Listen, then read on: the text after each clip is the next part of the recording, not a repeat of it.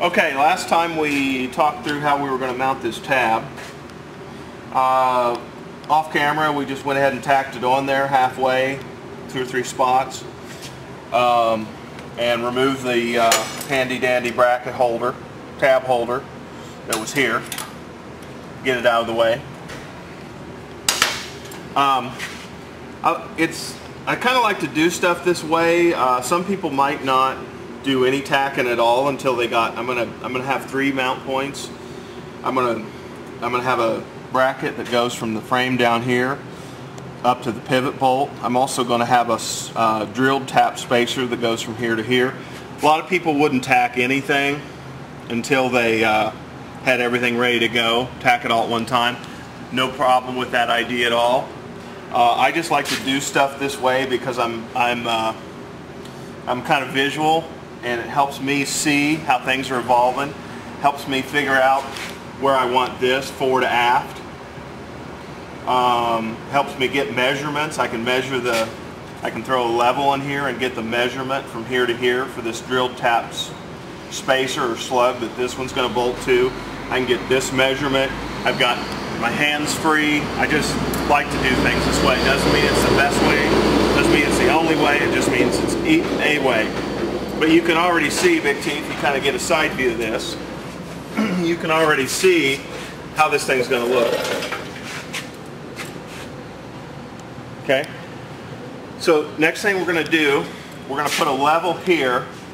We already know that the frame is level because it's in the same position as last frame when we leveled it. We're going to put the level here. I'm going to measure from the fender out to here to get my slug length so I can have Big T make me a slug. And I'm going to measure this distance so I can make this bracket on the iron worker.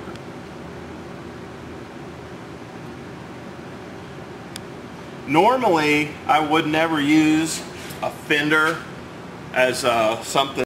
Normally, I would never use a fender as as a basis for something structural like this.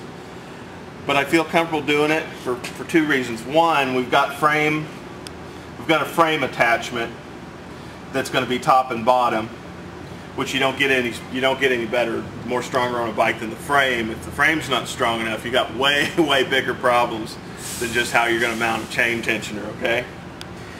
The other thing is, this spacer here that we're going to make and put on is really going to mainly act as a stiffener in the middle of this bracket. And the real strength is going to come out on the ends. This will mainly just be a stiffener in the middle, since this is sort of a long, thin bracket. Okay? So we'll fire up the trusty digital level. You can see that thanks to our good tab work that it's just takes barely anything, and it is already pretty much hanging right there at dead zero, which is real nice. Okay, so all I've got to do now, I guess this is another reason I just thought, you know, this methodology of attaching it at one point is really nice. All I got to do now, even with one hand free, is just take a measurement from the edge of that fender to the inside of that bracket, which is 2 1/16. Now I know exactly what length to tell Big T to fire up the lathe and make me that standoff or that slug. So that's 2 1/16, Big T. Okay. Down here, all I need to do is kind of eyeball, figure out how I want this to look from the side, so I know where I want this to attach at the bottom. And I think right about there looks kind of good. So all I've got to do is get a dimension from this bottom frame rail to the center of this bolt right here. Okay? Which I don't know if the camera can pick it up. It's just almost dead exactly, 1 3/4 inches. So we'll make a flat bracket going from here, 1 3/4 inches up. It'll have a hole, 5/16 hole for the pivot bolt, and we'll probably round. Okay, so I pulled a piece of 1/4 inch thick, inch wide mild steel stock off the drop shelf. We just keep tons of steel laying around because we're constantly making stuff from scratch.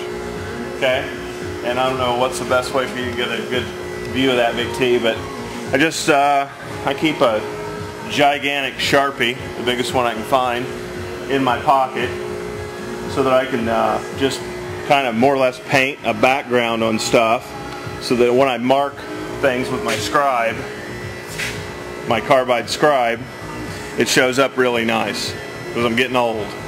I can't see where the shit anymore. Okay? This mark right here is 1 3/4 inches, like we talked about before. This is our 1 3/4 inches. This is where our bolt hole is going to go. This is the edge that's going to go tacked to the frame. This is the cut line. This is where we're going to liberate the nugget, as I call it, from the piece of drop that we pulled off the shelf. Okay? Next step is to lay this down, and right where we've drawn these crosshairs, we're going to punch that prick punch there, and it'll center up exactly. Okay? Anybody that's serious about really getting exact prick punches should get themselves an optical punch. The way this works is it has two pieces. This translucent or see-through clear part has little crosshairs on it. I don't know if you can get that on the camera, Big T, or not. Yeah, yeah, there it is. Has little crosshairs on it. What you do is you look down through that at your crosshairs that you've laid out, okay, like so.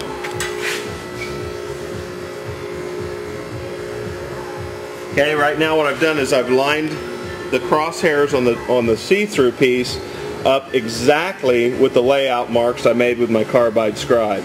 Okay, I'm going to pull out the see-through crosshair piece. I move the punch piece. If you can see, it's got a little prick on the end. Drop that in the same hole that had the translucent piece in. All I got to do is hit that. If you get a close-up of that, Big T, you can see that prick punch landed dead balls on the crosshairs. So that now when we step over to the hydraulic punch on the iron worker, all the punches on the iron worker have little pricks on them. At least that's what she said. We'll line that up with the punch on the iron worker and